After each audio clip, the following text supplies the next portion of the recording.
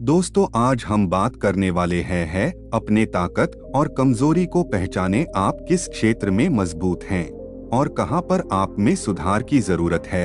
ये जानकर आपको आपकी पर्सनल लाइफ को और आपकी प्रोफेशनल व्यवहार को स्थिर बनाने में मदद मिल सकती है। आत्मज्ञान एक ऐसा बेहद शक्तिशाली टूल है। बहुत से लोग जिसकी केवल इसलिए उपेक्षा करते हैं क्योंकि ये या तो उनके लिए मुश्किल या असुविधाजनक है, या शायद इसकी वजह से उन्हें अनकंफर्टेबल महसूस होता है। हो सकता है कि कुछ किसी इंसान की ताकत हो, जरूरी नहीं कि वो किसी और दूसरे इंसान के लिए भी उतनी ही मायने रखती हो, जो कि आपको ये जानने में मदद कर सकती है कि आपके गुण आपकी ताकत हैं या फिर ये आपकी एक कमजोरी की तरह हैं। हालांकि ये एक ऐसी बात है जिसे आपको अपने आप से पता लगाना होगा। फिर भी अगर आप चाहें तो ऐसे बहुत सारे प्रयोग हैं जिनकी मदद से आप आपके जॉब इंटरव्यू के लिए या फिर किसी पर्सनल कारण से आपकी ताकत और आपकी कमजोरियों का पता लगा सकते हैं।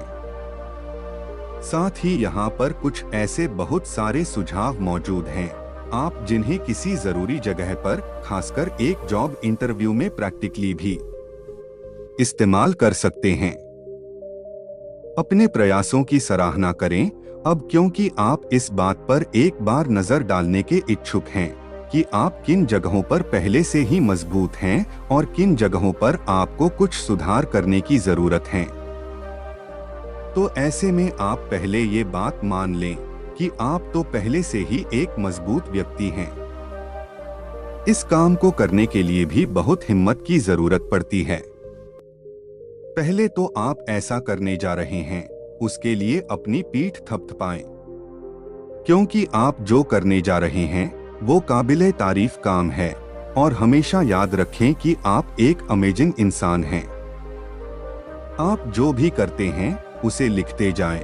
अपनी ताकत और कमजोरियों को समझने के लिए ऐसी किसी एक्टिविटी के बारे में सोचकर देखिए जिसमें या तो आप सिर्फ शामिल होते हैं या फिर आपको उसमें बहुत मजा आता है।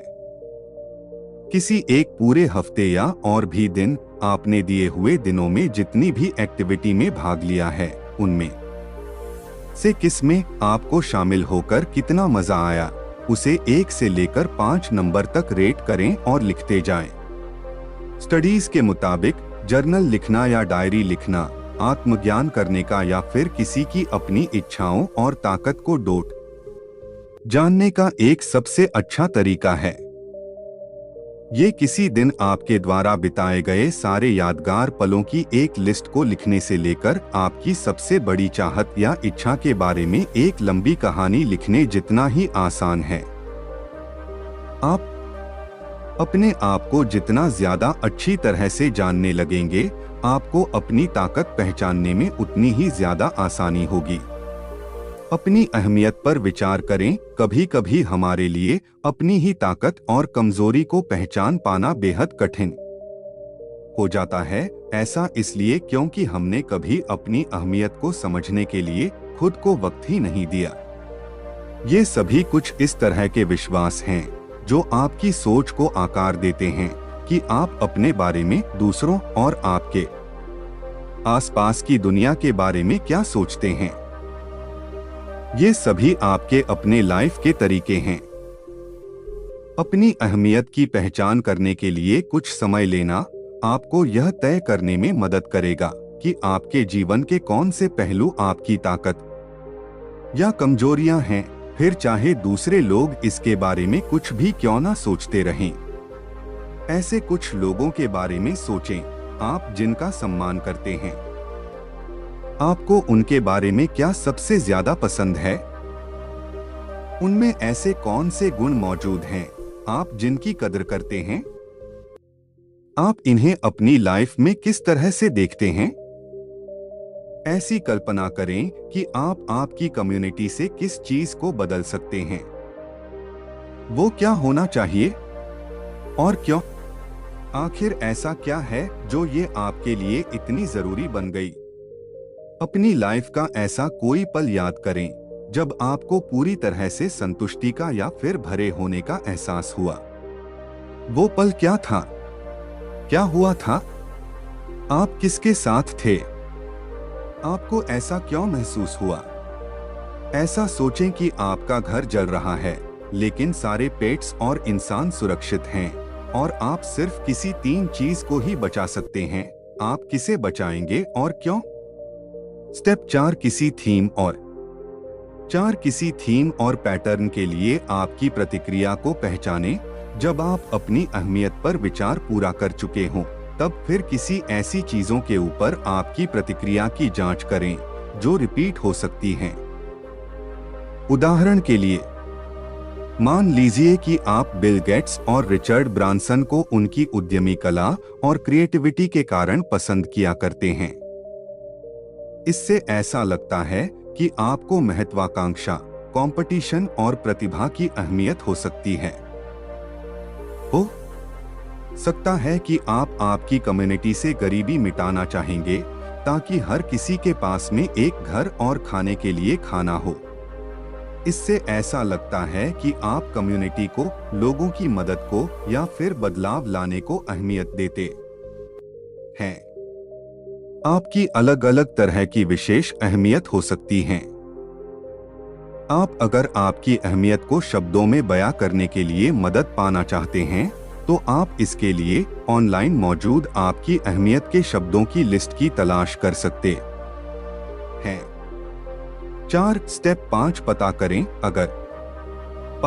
करें अगर आपकी लाइफ आपकी अहमियत के साथ संगत है या नहीं, क्योंकि हमारी लाइफ किन्हीं कारणों से हमारी खास अहमियतों के साथ मेल नहीं खाती है, इसलिए हमको लगने लगता है कि उस खास क्षेत्र में हमारी कमजोरी है।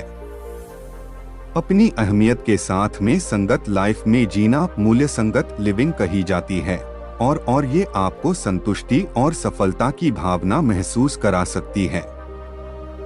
उदाहरण के लिए, हो सकता है कि आप महत्वाकांक्षा और कंपटीशन को महत्व देते हैं, लेकिन हो सकता है कि आप किसी जॉब में एक ऐसे रुके हुए किनारे पर खड़े हों जहां पर आपको अपने आप को साबित करने के लिए न तो कोई अवसर दिया गया हो, न ही कभी चैलेंज मिला हो।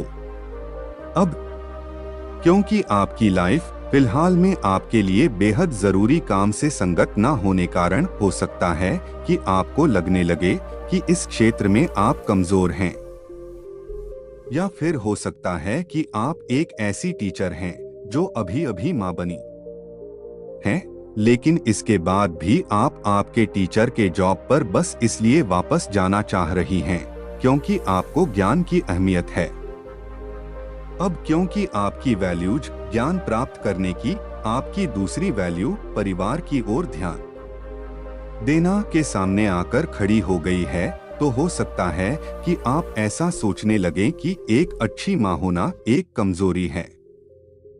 ऐसी स्थिति में आपको तय करना होगा कि किस तरह से आपकी वैल्यूज को बैलेंस किया जाए ताकि आप दोनों को ही पूरा कर पाएं।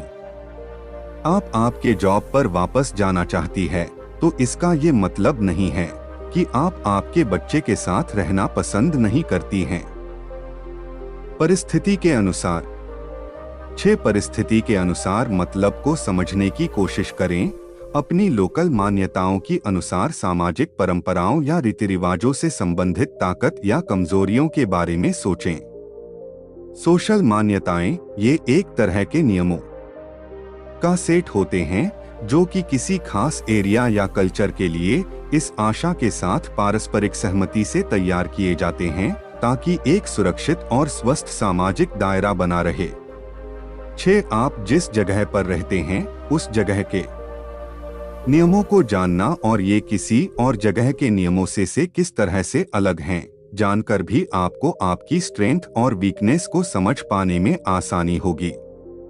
उदाहरण के लिए, आप अगर किसी ग्रामीण या पिछड़े हुए एरिया में रहते हैं जहां पर हर कोई अपने हाथों से काम करता है, तो इस कम्युनिटी के मेंबर्स मजदूरी करना और दिन भर में कई घंटों तक लगातार काम करते रहने को अहमियत देते होंगे। अब अगर आप किसी बड़ी सिटी में काम पर लग जाते हैं, तो वहाँ वाला ये गुण आपको शायद वहाँ पर इतना जरूरी नहीं लगेगा। हाँ, लेकिन अगर आप वहाँ पर कहीं पर मेहनत मजदूरी वाला काम नहीं कर रहे हैं तो इस बात पर विचार करें कि आप जिस भी वातावरण में रहते हैं वह आपकी अपनी ताकत और व्यक्तिगत विशेषताओं के अनुकूल है या नहीं। ये अगर आपके अनुकूल नहीं है तो फिर आप किस तरह से या तो परिस्थिति को ही बदल सकते हैं या फिर किस तरह से किसी ऐसे माहौल में जा सकते हैं जहां पर आपकी स्ट्रेंथ को ज्यादा अहमियत मिल सके। विचार एक रिफ्लेक्टिव बेस्ट सेल्फ एक्सरसाइज पूछने के लिए कुछ लोगों को पाएं। आपकी स्ट्रेंथ और वीकनेस का पता लगाने में मदद के लिए आप एक रिफ्लेक्टिव बेस्ट सेल्फ एक्सरसाइज कर सकते हैं। जब आपको ये पता चलेगा कि लोग आपके बारे में क्या सोचते हैं तो इससे आपको आपकी स्ट्रेंथ को समझ पाने में मदद मिलेगी।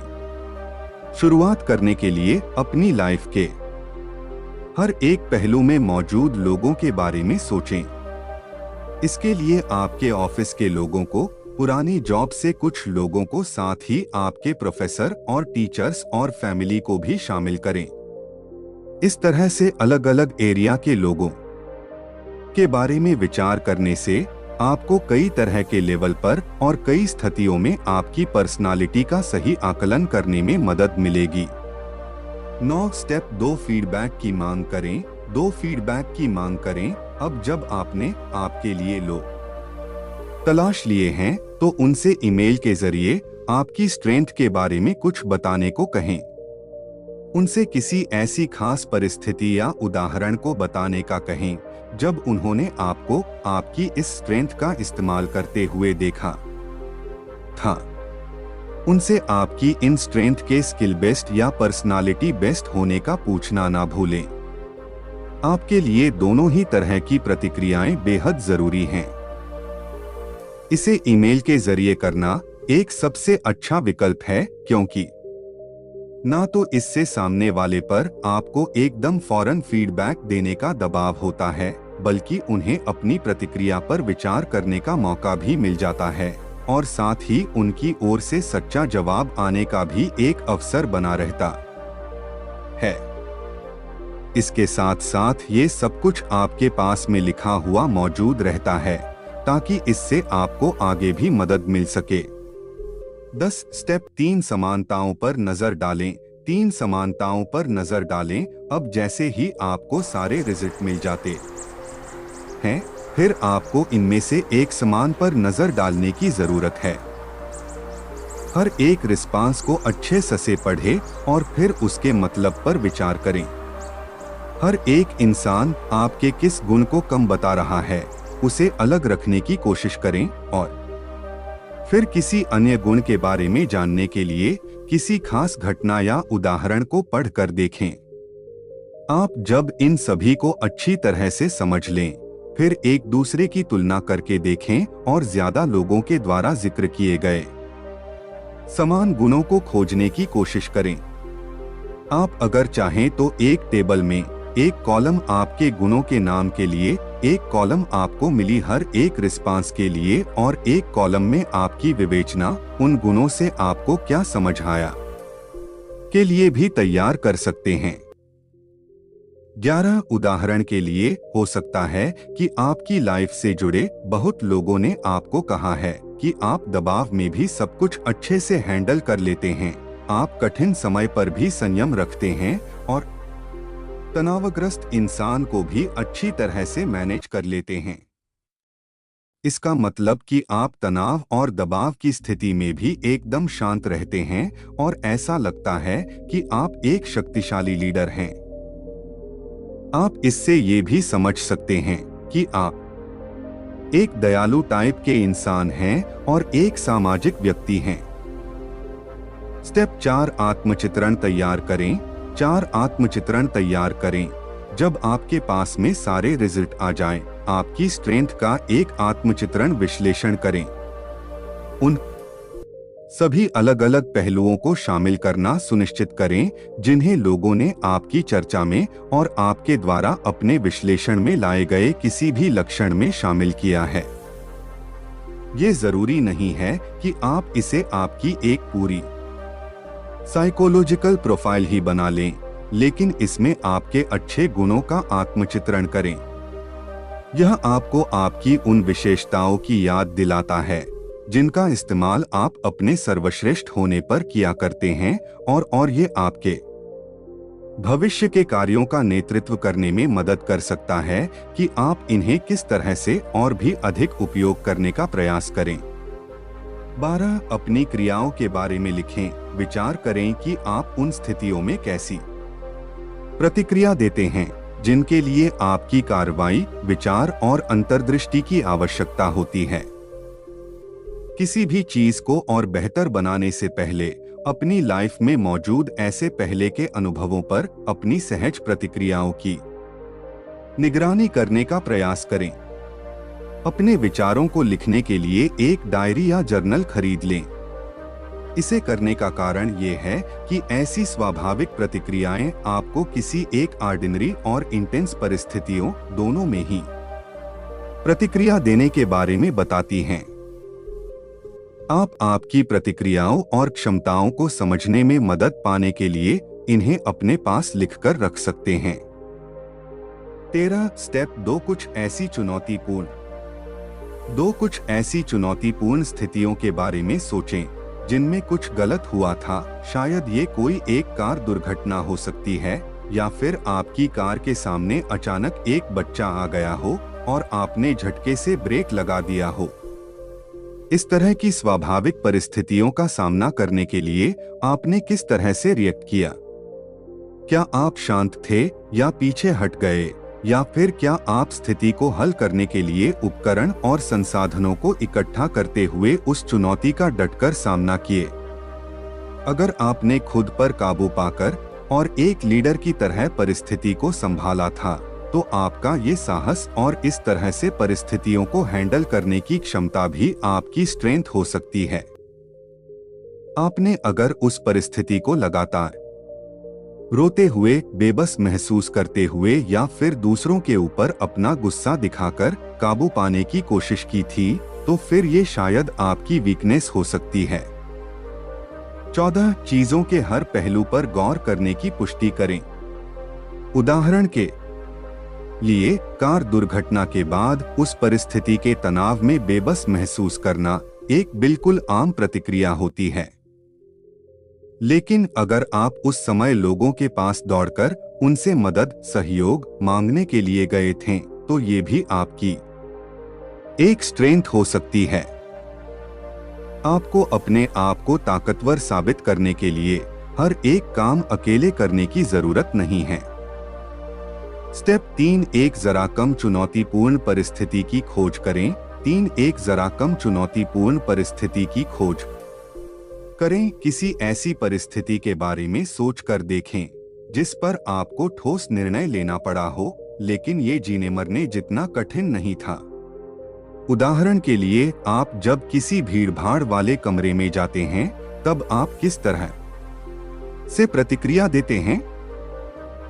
क्या आप वहां पर मौजूद हर एक इंसान से बातचीत करना चाहते हैं, या फिर आप एक ऐसा शांत कोना ढूंढ लेते हैं जहां पर ज्यादा शोरगुल ना पहुंच सके और वहां पर बस किसी एक इंसान से बात करते हैं? ऐसे लोग जो दूसरे लोगों के साथ बातचीत करने वाले इंसान बहुत सामाजिक होते हैं और बहिर्मुखी होते हैं, जबकि वहीं कुछ जरा शांत लोग कुछ अकेले ही लोगों के साथ बात करना और सुनना पसंद करते हैं। इन दोनों ही तरह की स्ट्रेंथ को किसी भी इंसान के अपने पर्सनल फायदे के लिए किया जा सकता है। 15. स्टेप 4. ऐसे समय के बारे में सोचिए जब आपने किसी पर्सनल कठिनाई का सामना किया। उस समय के बारे में सोचें जब आपको किसी ऐसी स्थिति में रखा गया हो जहां पर आपको फौरन ही प्रतिक्रिया देनी हो। आपने कितनी जल्दी इस नई परिस्थिति को समझा और संभाल लिया? क्या आप एक फौरन विचार करने वाले इंसान हैं? आपका कोई कोवर्कर अगर आप पर कोई गलत टिप्पणी करता है, तो आप क्या फौरन उसे जवाब देते हैं? या फिर क्या आप किसी स्थिति में पहले बातों को सुन लेते हैं विचार करते हैं और फिर बाद में उन पर प्रतिक्रिया देते हैं? याद रखें कि आपके द्वारा सोची हुई कोई स्ट्रेंथ आपका एक समझौता भी हो सकती है। जैसे मान लीजिए कि आप आपकी लाइफ का ज्यादा से ज्यादा वक्त अकेले पढ़ने और लिखने में बिताते हैं, तो हो सकता है कि आप अन्य लोगों की तरह उतनी ज्यादा बात करने के लिए उपयुक्त नहीं होंगे, लेकिन आप दूसरे लोगों के साथ किसी बुक के विषय और किसी अन्य गंभीर विषयों पर चर्चा करने में जरूर सहज होंगे। हो सकता है कि आप आपके बड़े भाई बहन के साथ में बड़े हुए हैं, जिसका मतलब कि आप संवेदनशील हैं, विवेकी होंगे और साथ ही किसी भी परिस्थिति को संभालने में अच्छे हैं। इस बात का ध्यान रखना बेहद जरूरी है कि इस दुनिया को विभिन्न प्रकार की ताकत और हितों के साथ कई अलग अलग लोगों की जरूरत है, ताकि विविधता बनी रहे। आपको हर एक काम में सबसे अच्छा बनने की जरूरत नहीं है, बस वही करें जो आप अपने लिए जरूरी समझते हैं। ऐसा इंसान जो एक शानदार आगाज करता है या जो किसी भी प्रॉब्लम को एक चुटकी में हल कर सकता है, तो आपकी ये विशेषता ही आपकी स्ट्रेंथ होगी। और फिर अब आप आपकी वीकनेस पर ध्यान केंद्रित करें। ऐसा इंसान जो कुछ भी सोचने में जरा सा वक्त लेते हैं, तो ये इस तरह से सोच विचार करके निर्णय लेने को आपकी स्ट्रेंथ समझा जा सकता है, और शायद एक सीमित चतुराई को उसकी वीकनेस की तरह समझा जा सकता है। 16. आपसे आपकी चाहतों के बारे में पूछें। आपकी इच्छाएं या आपकी चाहतें भी आपके बारे में बहुत कुछ कह सकती हैं, फिर भले ही आप उन्हें अस्वीकार करने में काफी समय व्यतीत कर रहे हों। गौर करें कि आप उन गतिविधियों या लक्ष्यों को क्यों पूरा करना चाहते हैं और उन तक पहुंचने के लिए आप क्या करेंगे। संभावना है कि ये आपकी लाइफ में आपके कुछ ऐसे जुनून और सपने हैं जो आमतौर पर आपकी एक अच्छी स्ट्रेंथ बन सकते हैं। 17. ज्यादातर लोग अपनी फैमिली के जाल में फंसकर उनके द्वारा चाहे हुए काम करने लगते हैं और एक डॉक्टर या लॉयर बनने की तैयारी करने लगते हैं, जबकि वो तो एक बैले डांसर या माउंटेन ट्रेकर बनना चाहते हैं। आपकी डायरी के अलग सेक्शन में आपकी इच्छाओं के बारे में या आपकी लाइफ की चाहतों के बारे में लिखें। खुद से पूछें, मेरी लाइफ की इच्छाएं क्या हैं? फिर भले ही आप आपकी पहली जॉब के लिए अप्लाई कर रहे हैं या फिर रिटायर हो चुके हों, कोई मायने नहीं रखता। आपकी लाइफ में हमेशा आपके लिए एक लक्ष्य और हमेशा कुछ पाने की चाहत होना चाहिए। तय करें आपको किस से और क्या करने से खुशी मिलती है। स्टेप 2. आपको क्या करके मजा आता है, तय करें। 2. आपको क्या करके मजा आता है, तय करें। खुद से पूछें कि आपकी लाइफ में ऐसा क्या क्या है जिससे आपको बहुत मजा आता है। इस सवाल का जवाब लिखें, मुझे किस प्रकार की गतिविधियां संतोषजनक या आकर्षक लगती हैं। कुछ लोगों को आग के पास में अपने लैब्राडोर डॉग लेब्रेडर रिट्रीवर के साथ बैठना बेहद संतोषजनक लगता है, और वही कुछ लोग रॉक क्लाइंबिंग या फिर किसी एक रोड ट्रिप पर जाना पसंद करते हैं। ऐसी एक्टिविटी या ऐसी जूझ चीजों की एक लिस्ट बनाएं जो आपको खुशी देती हैं और आपका दिल आनंद से भर देती हैं। संभावना तो यही है कि इन सभी एरिया में जिन्हें आप आपकी हॉबी की तरह समझते हैं, वही आपकी स्ट्रेंथ हो सकती हैं। स्टेप 3. आपको किससे प्रेरणा मिलती है, सोचें। 3. आपको किससे प्रेरणा मिलती है, सोचें। आपकी इच्छाओं के साथ ही जरूरी है कि आप उन सारी बातों पर भी ध्यान दें जो आपको प्रेरित करती हैं। आपकी डायरी में इस सवाल का जवाब लिखें, मैं कब एकदम ऊर्जावान और प्रेरित महसूस करती हूँ। अपनी लाइफ के उन पलों के बारे में सोचें जब आप सारी दुनिया से पंगा लेने को तैयार महसूस करते हैं या फिर एक अलग ही लेवल पर खुद को प्रेरित महसूस करते हैं। ऐसे क्षेत्र जो आपको प्रेरित करते हैं और उत्साहित करते हैं, वो अक्सर ही ऐसे क्षेत्र होते हैं जिनमें आप पक्के होते हैं। ध्यान रखें कि बहुत से लोग लाइफ में बहुत जल्दी अपनी इच्छाओं को महसूस कर लेते हैं, जो कि बच्चों के आत्मज्ञान की ओर इशारा करते हैं। लेकिन लोग कई बार तब हार मान लेते हैं जब फैमिली, कोवर्कर्स और सामाजिक उम्मीदों या फाइनेंशियल दबावों के कारण अपनी शुरुआती इच्छाओं को छोड़ दिया करते हैं। 18 विधि 5 का 6 अपनी स्ट्रेंथ और वीकनेस का आकलन करना। Assessing your strengths and weaknesses. Step 1 आपकी वीकनेस के बारे में एक बार फिर से सोचें। आपकी वीकनेस के बारे में एक बार फिर से सोचें। अगर आपके विकास के एरिया की बात करें तो उनके लिए आपकी वीकनेस आपकी किसी भी तरह से मदद नहीं कर सकती है। असल में कोई भी इंसान सच में वीक, कमजोर नहीं होता है, फिर भले ही वो चाहे कितनी ही बार इसके बारे में ना सोचता हो। हालांकि ज्यादातर लोगों को ऐसा लगता है कि उनकी लाइफ में ऐसे बहुत सारे एरिया, स्किल सेट और अन्य ऐसे क्षेत्र हैं जिनमें उनके और भी मजबूत बनने की जरूरत है।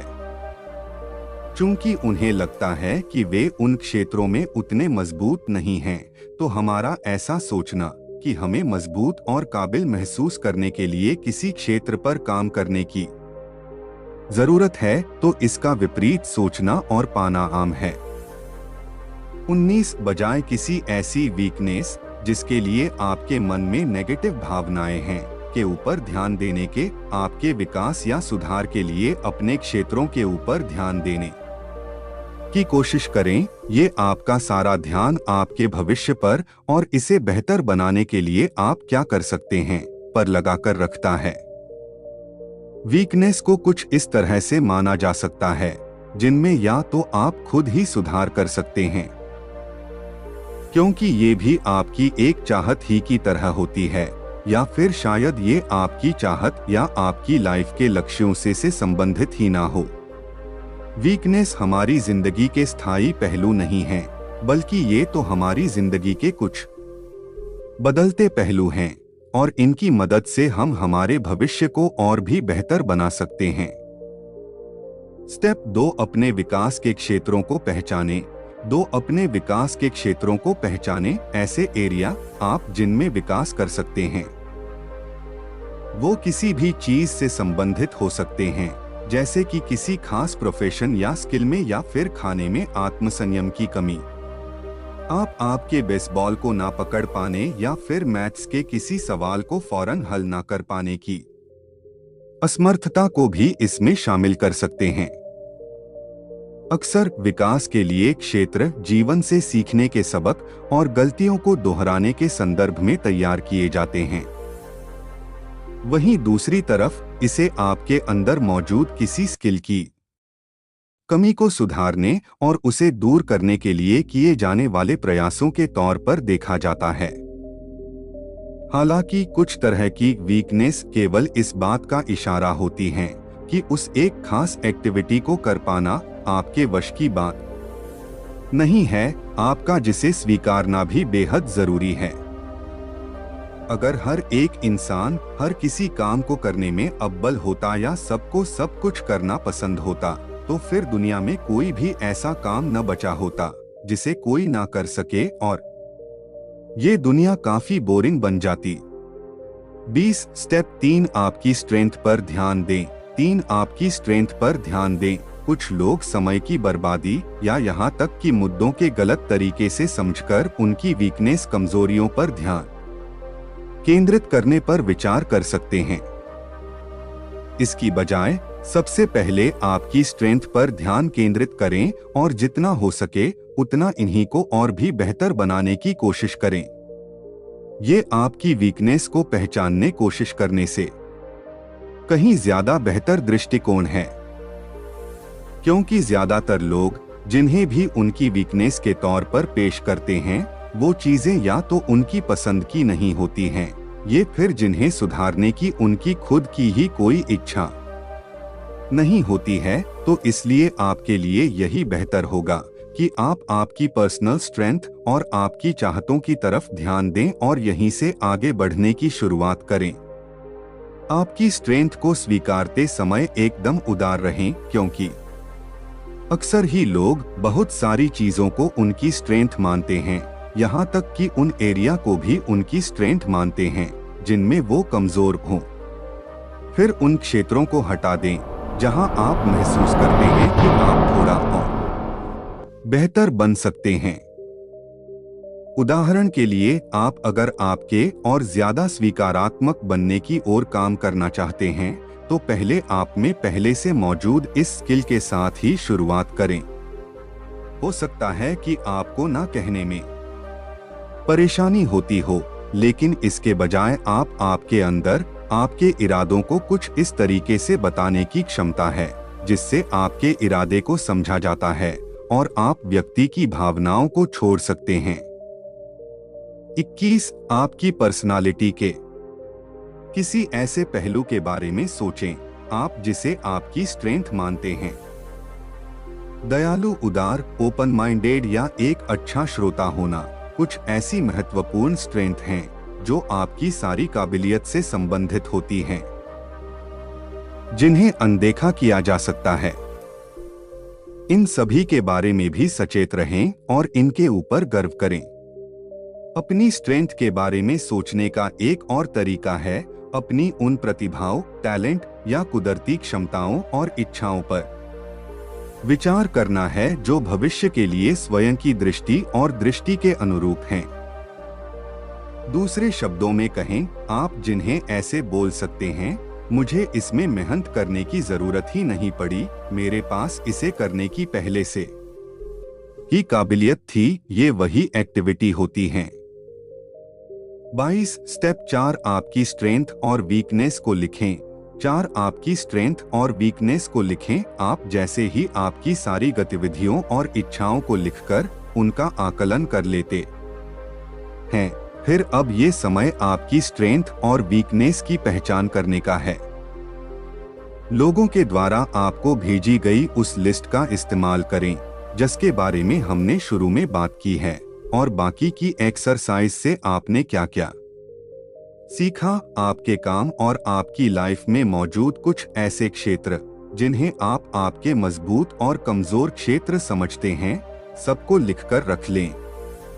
आपके बीते हुए कल पर या आपकी चाहतों पर ध्यान लगाने के बजाय आप आपकी लाइफ में अभी जो भी कुछ कर रहे हैं उसके अनुसार आप अभी आपकी स्ट्रेंथ और वीकनेस को पर्सनल और प्रोफेशनल दोनों ही प्रकार से किस तरह से देखते हैं पर ध्यान लगाएं। याद रखें, यहाँ पर कोई आपको आपकी प्रतिक्रिया के अनुसार ग्रेड देने या जज करने नहीं जा रहा है, तो फिर आपके साथ ईमानदार रहें। स्ट्रेंथ्स और वीकनेसेस नाम के 2 कॉलम तैयार करना आपके काम आएगा। अब जब भी ये आपके दिमाग में आए तो फौरन इन्हें लिखकर रख लें। इस लिस्ट की अन्य दूसरी लिस्ट के साथ तुलना करें, क्या आपको कुछ मेल खाता नजर आया और क्या आपको कोई सरप्राइज मिला। क्या आपको ऐसा लग रहा है कि आप किसी और एरिया में मजबूत हैं, लेकिन आपकी इस एक्शन लिस्ट में उसका नाम नहीं मिल रहा है। आप जब अपने आप को किसी एक ही दिशा में केंद्रित रखकर काम कर रहे हैं तो इस तरह का बेमेल होना संभव है, लेकिन इससे ज्यादा चुनौतीपूर्ण परिस्थितियां आपके सामने आपका असली कैरेक्टर लेकर आती हैं। आपकी इच्छाओं और आपकी सोची हुई स्ट्रेंथ के बीच में हुए इस बेमेल के बारे में आप क्या सोचते हैं? इस तरह का बेमेल तब हो सकता है जब आपने दूसरों की अपेक्षाओं के आधार पर अपने जीवन के साथ चीजों को करने की कोशिश की है, या फिर आप आपके असली विचारों से विपरीत ही कुछ और करने की कोशिश कर रहे हैं। स्टेप 6. किसी भी तरह के सरप्राइज या बेमेल के बारे में विचार करें। आपकी द्वारा तैयार